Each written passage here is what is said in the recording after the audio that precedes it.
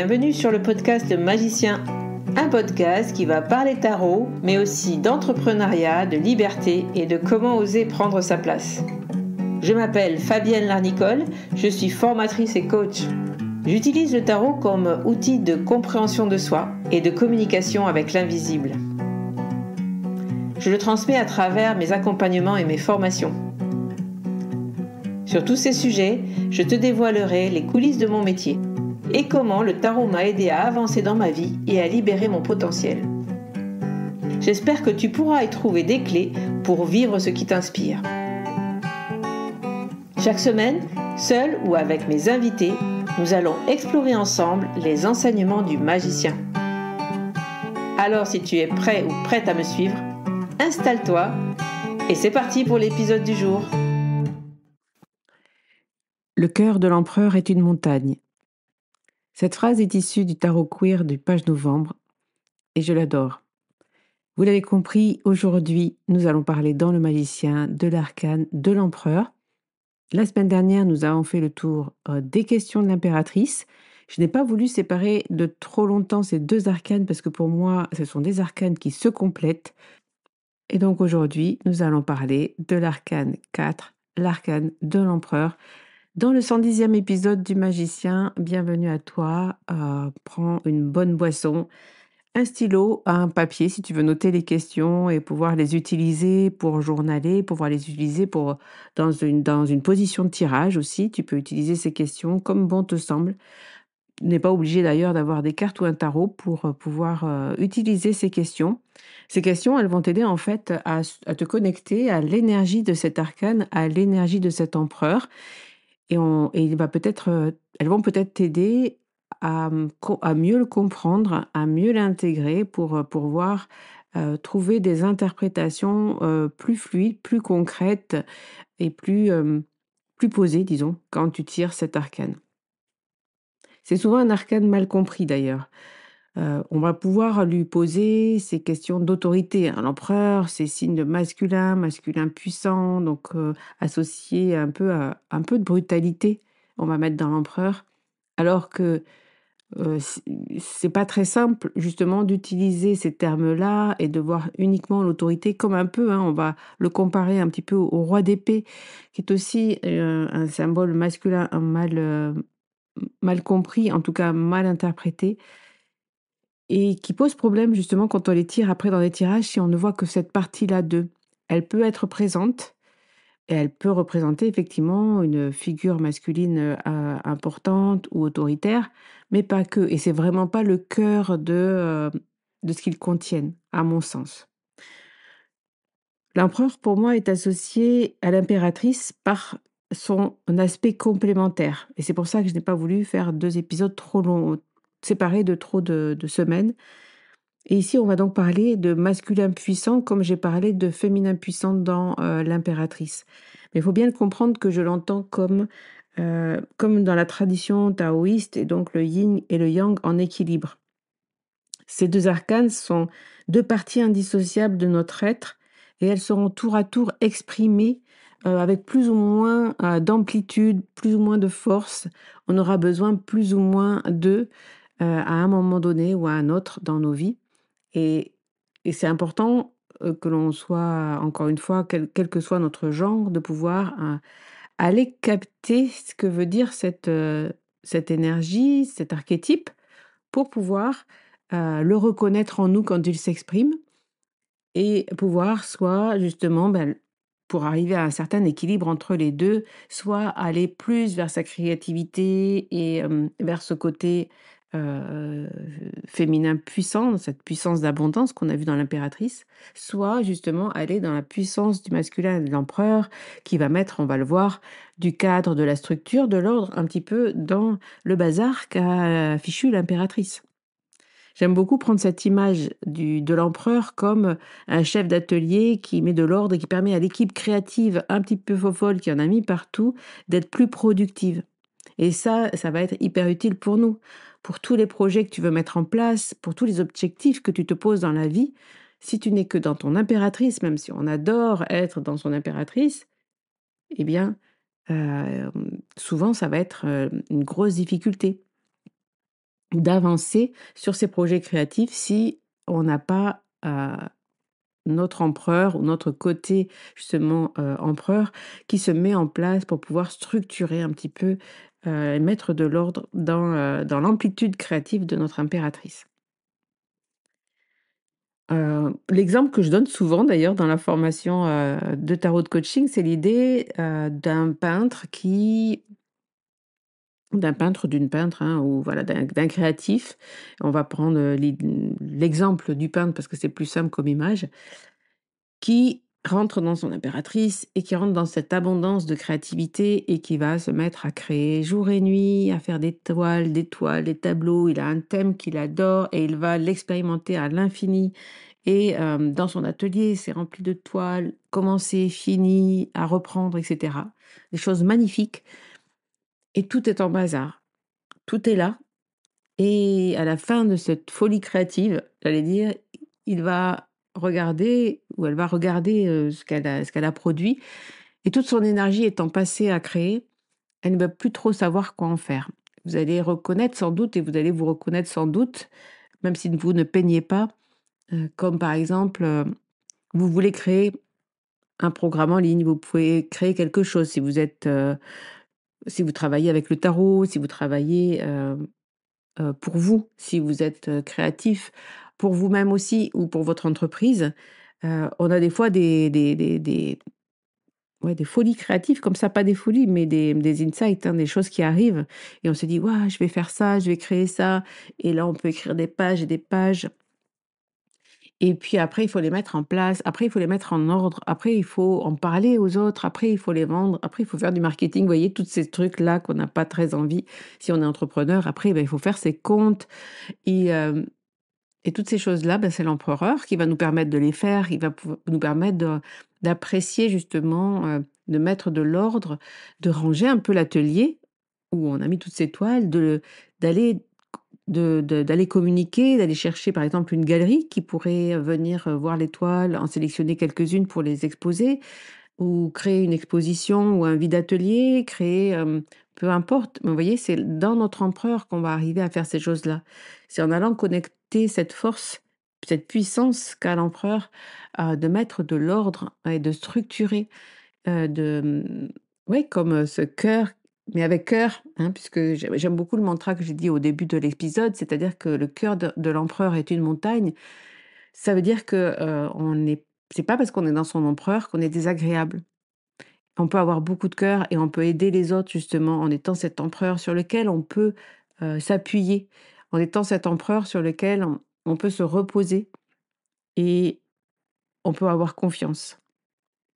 Donc voilà, cet arcane, il englobe tout cela et moi j'aime beaucoup tirer l'empereur dans mes tirages.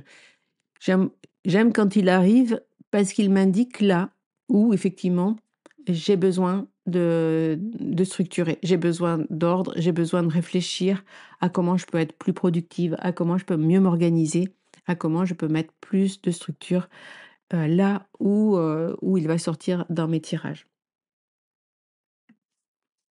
Parce qu'encore une fois, il n'est pas là, heu, pour nous engueuler, j'allais dire, excusez-moi du terme. Voilà, mais il n'est pas là pour, nous faire, du mal ou nous juger. Encore une fois, toute, cette vision de l'empereur comme cette figure autoritaire qui va venir, nous juger par rapport au fait que l'on n'est pas, très organisé. Ça provient du fait, si vous avez écouté l'épisode, «Faire de mon tarot un allié», ça provient par exemple du fait que, on a l'impression que le tarot, nous juge ou qu'on prend ces arcanes comme, des choses que l'on ne fait pas. Donc si tu tires l'empereur et que tu te dis: «Ah oui, je suis pas assez organisé, en fait, je fais rien comme il faut, c'est trop le bazar chez moi». Oublie ce genre d'interprétation parce que quand tu vas tirer les cartes en plus pour les autres, tu vas avoir tendance à juger l'autre vis-à-vis de cet empereur, tu es trop autoritaire, ou alors on va y voir une figure autoritaire justement de son entourage qui n'a peut-être pas forcément, de lien avec le tirage que l'on fait. Donc voilà, c'est cette vision de ces arcanes qui nous jugent, nous empêche d'avoir pour moi, une facilité d'interprétation et d'interpréter avec, confiance Encore une fois, je t'invite à aller écouter cet épisode, le faire de mon tarot un allié. J'ai reçu d'ailleurs beaucoup de commentaires et des messages qui me disaient qu'ils avaient apprécié cet épisode. Je vous remercie beaucoup au passage pour ceux qui me prennent le temps de me faire un retour sur les épisodes. Donc voilà, l'empereur souligne l'importance de la structure en fait et de la discipline dans la réalisation de nos projets. Il va nous aider à créer un rétro-planning, il va nous aider à ranger notre atelier, il va nous aider à comprendre vers là où on veut aller en nous connectant aussi à cette notion de leadership. Est-ce que, est-ce que je sais ce que représente le leadership pour moi? Hein? Qu'est-ce que ça veut dire pour moi prendre, incarner mon leadership? Qu'est-ce que j'ai envie d'amener au monde et de proposer? Qu'est-ce que ça veut dire être un dirigeant ou une dirigeante? Vous voyez, diriger les autres, c'est pas forcément, leur faire du mal, c'est aussi, les aider à avancer vers, eux-mêmes et vers leurs projets et je trouve que c'est aussi une très bonne chose. Donc, je vais vous donner quelques questions, donc toujours pareil dans ces épisodes. Voici les 10 questions de l'empereur et puis si vous avez envie de réagir à cet épisode et à me parler de comment vous l'envisagez vous dans votre tarot, je vous invite à me laisser un commentaire sous le post Instagram de cet épisode ou encore sous la vidéo YouTube puisque, cet épisode, et tous les épisodes du podcast, sont, sur YouTube, sur la chaîne Le Magicien Podcast et si vous y allez, n'hésitez pas à vous abonner, à laisser un pouce bleu et cetera et cetera. C'est parti, après, cette session, publicité, je reviens dans mon empereur et je reviens sur mes 10 questions et la première des questions, ça sera: comment développer mon sens de l'organisation pour atteindre mes objectifs? Vous allez voir que dans ces questions, je suis beaucoup partie sur cette idée de réaliser mes projets, puisqu'en tarot de coaching, c'est quand même ce que l'on souhaite. Et là, on a un arcane vraiment qui va nous faire un focus là-dessus, hein, l'organisation, le sens, la structure, l'ordre. Ce chef d'atelier qui va nous permettre de mettre en place nos projets. Donc, comment développer mon sens de l'organisation pour atteindre mes objectifs? Eh bien, c'est se connecter justement à l'organisation que tu pourras mettre en place. Deuxième question, comment puis-je prendre des décisions plus rapidement et avec confiance? L'empereur est un arcane qui va nous aider à poser nos limites puisqu'on met un cadre. Et si on se pose la question du cadre, on verra plus loin, hein, il y aura des questions sur les limites. Mais si on met un cadre, on peut arriver à prendre des décisions plus rapidement. Si on se dit que, par exemple, on ne veut pas aller dans telle direction et si on l'exprime et si on le réfléchit, on le pense et on le dit, eh bien, ça va me permettre de prendre des décisions plus rapidement. Par exemple, je veux acheter une maison. Je sais que, par exemple, je ne veux pas aller autre part que dans mon département. Je veux trouver une maison dans mon département. Ça, c'est mettre un cadre à votre décision. Ça, c'est une décision simple, mais quand on commence à se dire: «Je voudrais acheter une maison, mais je ne sais pas où. Finalement, je pourrais aller dans cette région ou plutôt là, où je pourrais me rapprocher de telle personne». Quand je ne sais pas où je veux aller en achetant une maison, vous vous rendez compte des possibilités que vous avez et donc à ce moment-là, pour prendre des décisions plus rapidement, ça sera beaucoup plus compliqué de tomber sur, une possibilité et pourquoi pas changer de pays aussi tant que vous y êtes. Enfin voilà, c'est pour rigoler. En tout cas, voilà, poser un cadre à ces décisions, c'est réfléchir à ce que l'on souhaite et pouvoir réfléchir et pouvoir prendre des décisions plus rapidement. La troisième question, ça va être: comment utiliser ma position d'autorité? Là, on va reprendre cette notion d'autorité de l'empereur pour avoir un impact positif sur mon environnement. Comment prendre des décisions fortes pour les autres, en tout cas en proposant mon autorité aux autres, comment ça pourra avoir un impact positif? Je trouve que c'est hyper intéressant de se poser la question, de savoir là où son autorité peut avoir un impact positif, justement pour que l'autre puisse prendre des décisions rapidement, ou se sentir en tout cas, soutenu, porté et aidé, encore une fois comme, cette image de la montagne, ce cœur qui est une montagne sur lequel on peut, s'appuyer. Quand on est en perdition, des fois, quand on ne sait plus trop ce qui nous arrive dans notre vie, d'avoir quelqu'un, de solide, d'un peu autoritaire, qui peut nous bousculer, mais qui peut, nous empêcher justement d'être, trop dans le flottement, eh bien, ça peut aider Et donc, comment utiliser votre position d'autorité pour avoir un impact positif? Je trouve que c'est une question intéressante à se poser, à réfléchir aussi comment dans votre vie déjà vous avez fait preuve de cette autorité et comment ça a pu aider votre entourage. Voilà, retrouver cet empereur en vous, comment il s'est exprimé.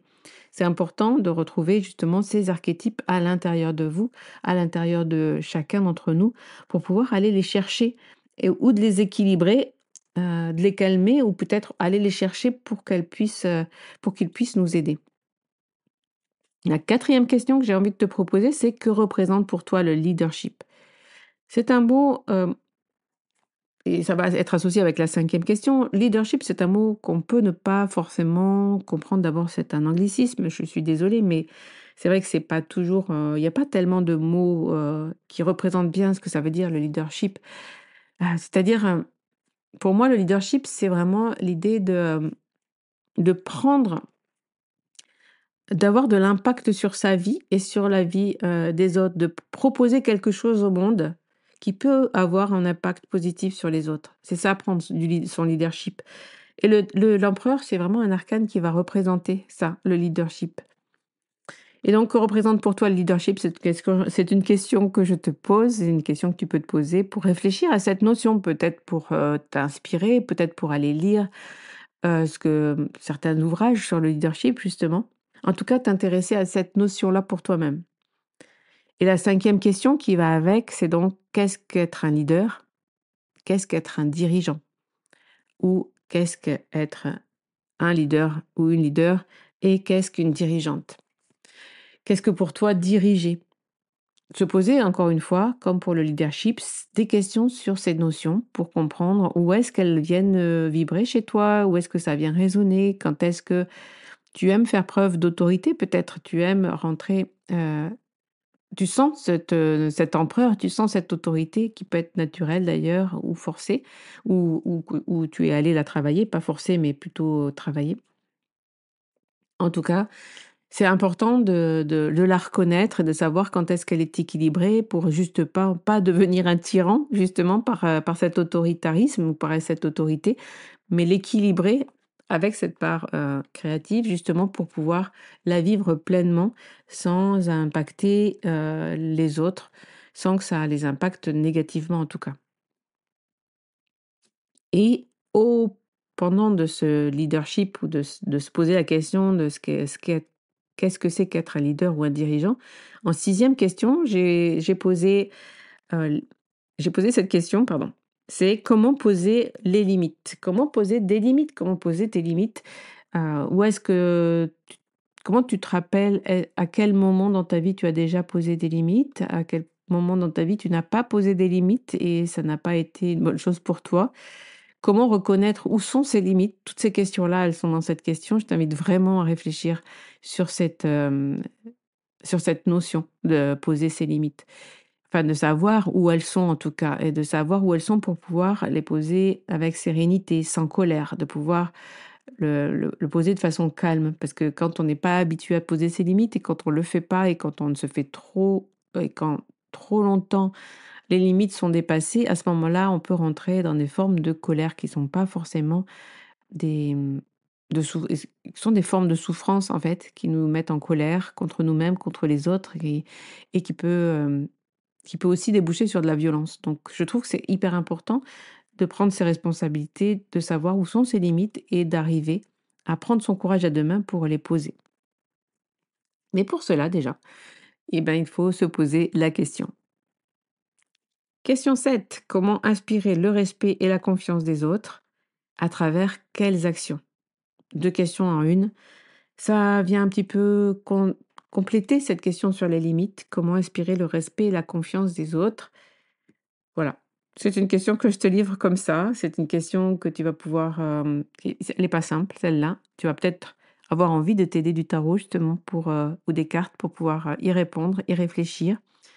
Voilà, je t'invite à prendre un temps sur cette question vraiment profondément pour toi-même, et pour reconnaître dans à quel moment tu te sens confiant par rapport aux autres, par rapport à l'image que tu renvoies aux autres et à quel moment, tu as déjà inspiré le respect et pour pouvoir reconnecter à ces instants-là, pour pouvoir reconnecter à cette vision-là qui peut être utile à des moments où on est un petit peu moins confiant.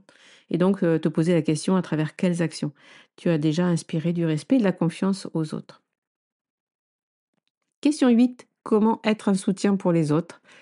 C'est cette fameuse montagne de l'empereur, cette fameuse image que je t'ai partagée au début de l'épisode, que je trouve vraiment géniale, cette idée de la montagne pour l'empereur, puisque c'est un socle, c'est quelqu'un qui nous amène cette notion d'ordre.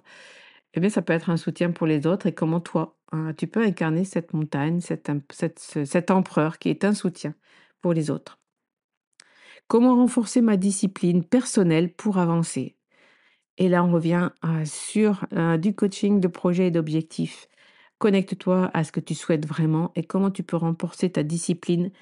Il y a de la discipline dans l'empereur, effectivement, il y a cette notion-là, et je trouve que de s'y référer quand l'empereur sort dans un tirage, quand il est là pour nous rappeler qu'il faut rentrer dans une certaine discipline, une organisation pour pouvoir avancer. Et la question 10, c'est comment établir des fondations solides pour tes projets à long terme. Voilà, donc repartir sur l'idée qu'on pose des bases. Une montagne, elle est solide parce qu'elle a de bonnes bases. L'empereur va nous aider à nous poser cette question-là. Quelles sont les bases solides sur lesquelles je vais pouvoir construire mon projet? Encore une fois, si je reprends l'image de la maison, je veux acheter une maison.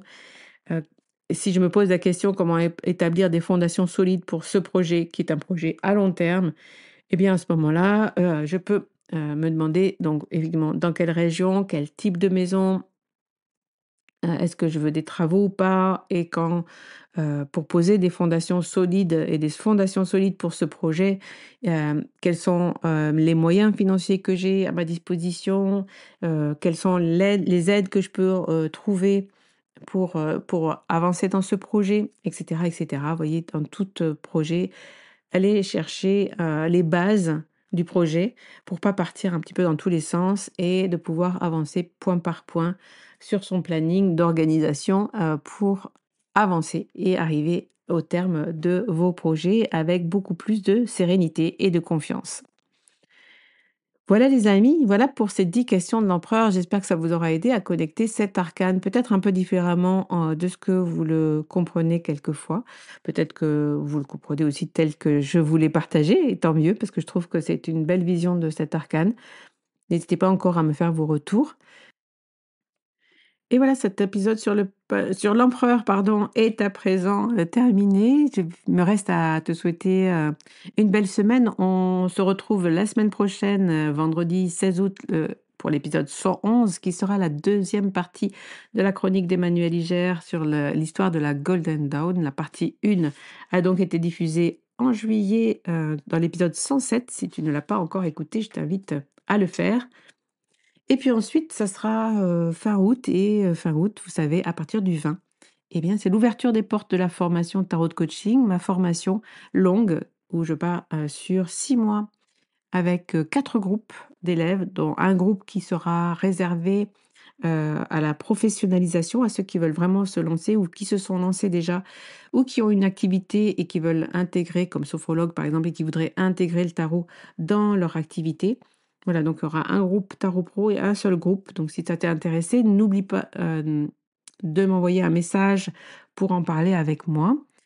Donc ça sera un épisode le 23 août qui sera consacré justement à cette formation et justement à la méthode, à construire sa propre méthode pour tirer les cartes. Et ensuite, au mois de septembre, j'ai prévu de changer un petit peu la structure du podcast. Ça sera toujours un épisode le vendredi, ça partira toujours tarot, il y aura toujours la chronique d'Emmanuel, mais peut-être les 2 interviews par mois, le lundi, peut-être que je les verrai un peu différemment. Et peut-être une autre chronique va arriver. Bref, il va y avoir des petits changements. J'aimerais voilà, changer un petit peu le rythme. En tout cas, avec une nouvelle ouverture et une nouvelle fermeture aussi, ou trop de du podcast que je vais bientôt enregistrer pour que ce soit un petit peu moins long et même au niveau de la musique. Donc voilà, on prépare tout ça pour la rentrée, il me tarde d'y être. En tout cas, si l'épisode t'a plu, encore une fois, n'hésitez pas à me faire vos retours, mettre 5 étoiles sur Apple Podcast, mettre 5 étoiles sur Spotify. Vous êtes très nombreux à écouter le podcast sur Spotify pratiquement et aussi sur YouTube. Alors, merci à vous encore de votre présence. On se retrouve très très vite. Passez un bon mois d'août. Bye bye.